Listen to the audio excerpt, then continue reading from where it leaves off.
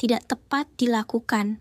Penggunaan lahan yang berbeda dapat menyebabkan perbedaan hasil akibat faktor lain seperti jenis tanah, intensitas sinar matahari, atau kelembaban, sehingga variabelnya tidak terkendali.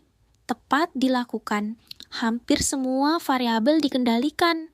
Satu-satunya variabel yang dibedakan adalah jenis pupuk, sehingga perbedaan hasil dapat dianggap akibat dari perlakuan tersebut. Tidak tepat dilakukan. Terdapat dua variabel yang berbeda sekaligus, yaitu jenis bibit dan jenis pupuk. Jika ada perbedaan hasil, tidak dapat ditentukan variabel mana yang menjadi penyebabnya.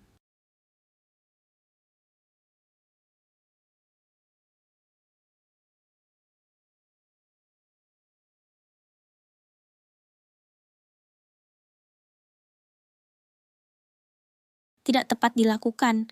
Terlalu banyak variabel yang tidak terkendali, jenis benih dan kesuburan lahan. Perbedaan hasil tidak dapat dikaitkan secara valid dengan jarak tanam. Tepat dilakukan. Hanya ada satu variabel bebas, yaitu jarak tanam. Variabel lain seperti jenis benih, lahan, pupuk, dan air dikendalikan, sehingga hasil eksperimen dapat dipercaya. Tidak tepat dilakukan. Kondisi musim yang berbeda merupakan variabel luar yang sangat mempengaruhi pertumbuhan. Eksperimen ini tidak valid untuk menguji pengaruh jarak tanam.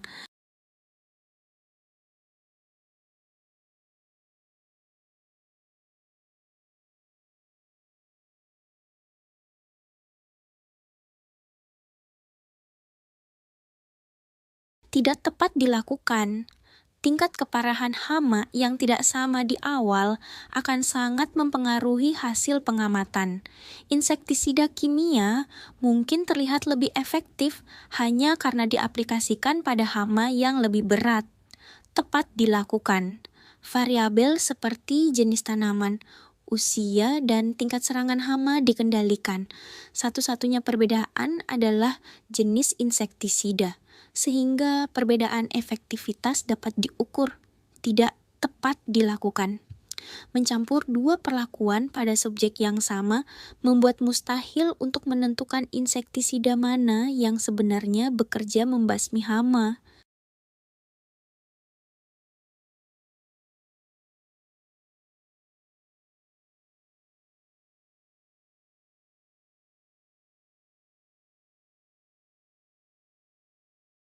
Tepat dilakukan. Hanya ada satu variabel bebas, yaitu intensitas cahaya. Variabel lain seperti jenis media tanam, volume air, dan jenis biji dikendalikan. Rancangan ini valid untuk menjawab pertanyaan. Tidak tepat dilakukan. Jenis tanah yang berbeda merupakan variabel lain yang mempengaruhi pertumbuhan. Jika ada perbedaan, tidak dapat disimpulkan bahwa itu hanya disebabkan oleh intensitas cahaya. Tidak tepat dilakukan. Perlakuan diberikan secara bergantian pada subjek yang sama. Perubahan pertumbuhan pada minggu ketiga bisa jadi merupakan akumulasi dari perlakuan minggu pertama dan kedua, bukan hanya akibat intensitas cahaya minggu itu.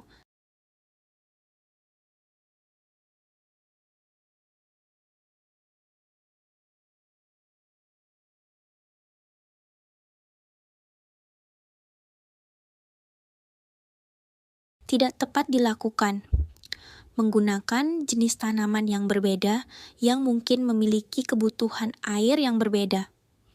Perbedaan hasil bisa disebabkan oleh jenis tanaman, bukan jenis air. Tepat dilakukan. Hampir semua variabel dikendalikan. Satu-satunya variabel bebas adalah sumber air, sehingga perbedaan hasil dapat dianggap disebabkan olehnya. Tidak tepat dilakukan. Perubahan musim antara bulan hujan dan kemarau merupakan variabel pengganggu yang sangat besar. Mustahil mengisolasi pengaruh jenis air saja dari eksperimen ini.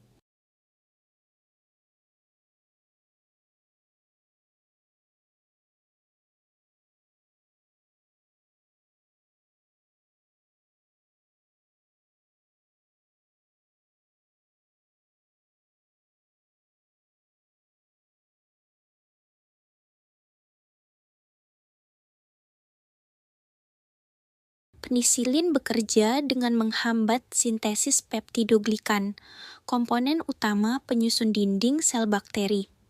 Bakteri Gram positif memiliki lapisan peptidoglikan yang sangat tebal, sehingga menjadi target yang efektif untuk antibiotik jenis ini. Bakteri Gram negatif memiliki lapisan peptidoglikan yang tipis dan dilindungi oleh membran luar tambahan, yang seringkali membuatnya lebih resisten terhadap penisilin.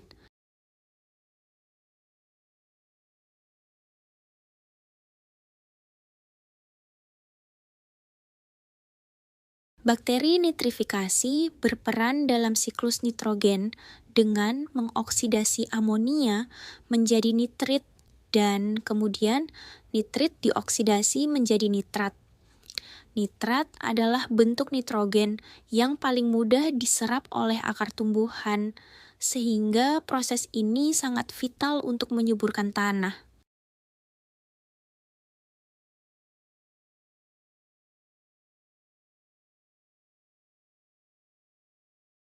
Autoklaf merupakan metode sterilisasi yang paling efektif karena menggunakan uap air bertekanan tinggi.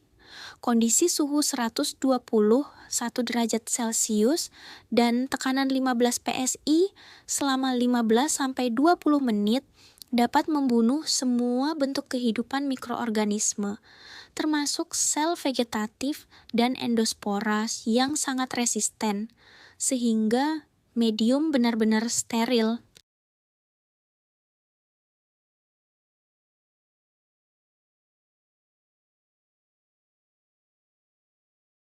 E. coli membantu proses pencernaan dan sintesis vitamin K yang penting untuk pembekuan darah. Streptomyces adalah sumber dari banyak antibiotik, termasuk streptomycin. M. tuberculosis adalah patogen penyebab penyakit. Acetobacter digunakan dalam industri pangan untuk memproduksi selulosa bakteri yang menjadi bahan nata de coco. Jadi, pernyataan yang menguntungkan dan menghasilkan produk adalah 1, 2, dan 4.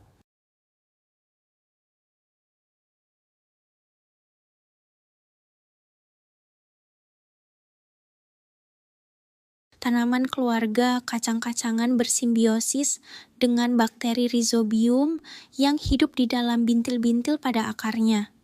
Bakteri ini memiliki kemampuan untuk mengikat nitrogen bebas dari atmosfer dan mengubahnya menjadi amonia, yang kemudian dapat digunakan oleh tanaman inang. Ketika tanaman mati, nitrogen ini dilepaskan ke tanah, menyuburkannya untuk tanaman lain. Proses ini disebut fiksasi nitrogen biologis.